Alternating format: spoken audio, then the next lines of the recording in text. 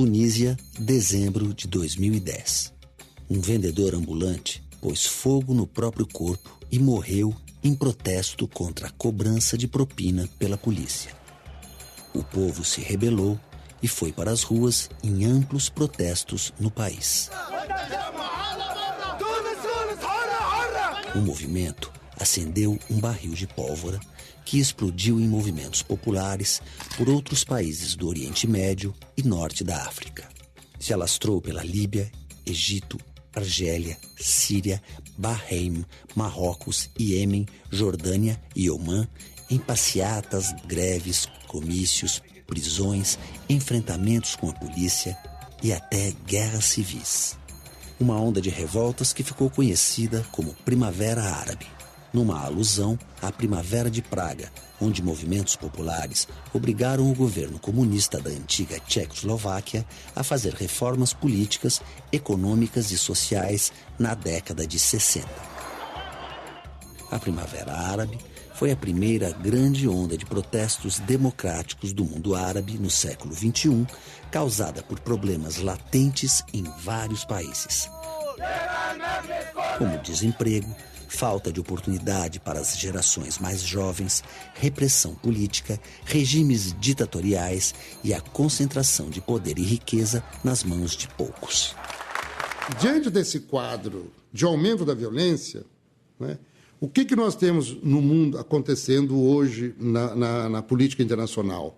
Ao contrário do passado, em que as guerras eram guerras entre nações, entre países, entre exércitos formais, como foi a Segunda Guerra, a Guerra do Vietnã, etc. Hoje, sobretudo nos anos 2000 para cá, a maior parte dos casos de violência internacional elas estão ocorrendo dentro dos países. São guerras civis.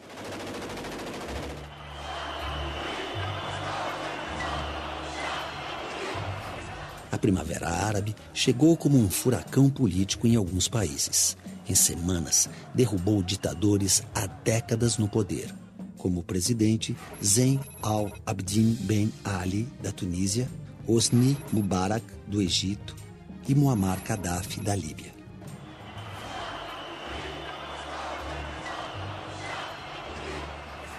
Inspirados nos resultados das manifestações na Tunísia, povos de outros países também começaram a se rebelar para derrubar governos. Na Síria, para depor Bashar al-Assad, na Argélia, para tirar Abdelaziz Bouteflika, em Omã, para destituir o sultão Qaboos bin Said, no Iêmen, contra Ali Abdullah Saleh, na Jordânia e Bahrein, para destronar os reis Abdullah II e Hamad bin Isa al-Khalifa.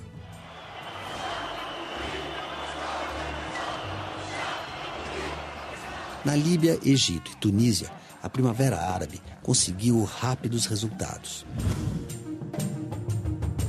O povo da Tunísia derrubou e prendeu o presidente Ben Ali por desvio de verbas, corrupção e fraudes.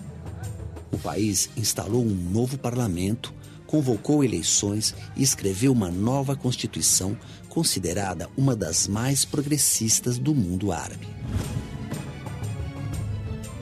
No Egito, a Primavera Árabe foi chamada de Dias de Fúria. Em 2 semanas de protesto, o movimento levou à renúncia do presidente Hosni Mubarak. Os militares chegaram a essa conclusão: olha, Mubarak vai ter que descer, apesar dele ser homem nosso, ele vai ter que descer do poder, porque não queremos reprimir a população. Então, foram os militares que de fato tiraram Mubarak, pressionados pela população. Depois da saída de Mubarak, uma junta militar assumiu temporariamente o poder no Egito até a realização de novas eleições, que levou ao poder o candidato da Irmandade Muçulmana Mohamed Morsi, que em pouco tempo também foi deposto. Mohamed Morsi, ele começou a centralizar poderes nas suas mãos. Além disso, aprovou uma constituição que era bastante mais islamizada do que a que existia antes, ou seja, uma tentativa de controlar costumes maior do que havia antes. As primeiras medidas do Morsi demonstram o quê? Demonstram uma clara guinada da Irmandade em direção a um radicalismo islâmico. E é isso que assusta tanto os setores conservadores e secularizadas da população, da sociedade egípcia, quanto o mundo ocidental, que vê nisso um risco de uma espécie de uma islamização do Egito perigosa para o projeto de aproximação da democracia egípcia ou da cena política egípcia com o Ocidente. Isso, ao mesmo tempo em que desagradou toda essa juventude, essa vanguarda revolucionária, também entrou em conflito com os militares, que continuaram sendo ali, no pano de fundo, né, nos bastidores, o alicerce do regime. Eles nunca deixaram de ser. Então, Mohamed Morsi conseguiu se desentender com militares e conseguiu se desagradar a vanguarda revolucionária egípcia. Isso levou finalmente à sua deposição. Este ponto é um ponto muito importante para entender o porquê da perda de apoio popular para a Irmandade, né? E que a levou à radicalização, e com a radicalização, nesse enfrentamento, um grupo que foi tornado um grupo terrorista, pura e simplesmente, e proscrito. Com a saída de Morsi, o Marechal Abdel Fattah al-Sisi foi eleito novo presidente do Egito e os militares voltam ao poder no país. Essa mesma instituição deu um golpe branco, né, e retomou o poder, mas não do modo como ele era exercido por Mubarak, numa ditadura, pura e simplesmente uma ditadura. Mas não vai implantar um regime democrático tal e qual nós conhecemos no mundo ocidental, uma democracia originalíssima egípcia, em que as Forças Armadas têm um poder político muito grande. Os protestos no Egito continuam entre os que são contra a volta dos militares ao poder. Na Líbia, a Primavera Árabe se transformou em guerra civil para trocar o governo de Muammar Gaddafi. Ele tinha um poder absoluto, não permitia qualquer tipo de oposição dentro do país, vinha historicamente reprimindo opositores políticos, colocando na cadeia, ou seja, não foi algo recente isso durante todo o seu regime, e tinha muito poder por causa da exploração do petróleo.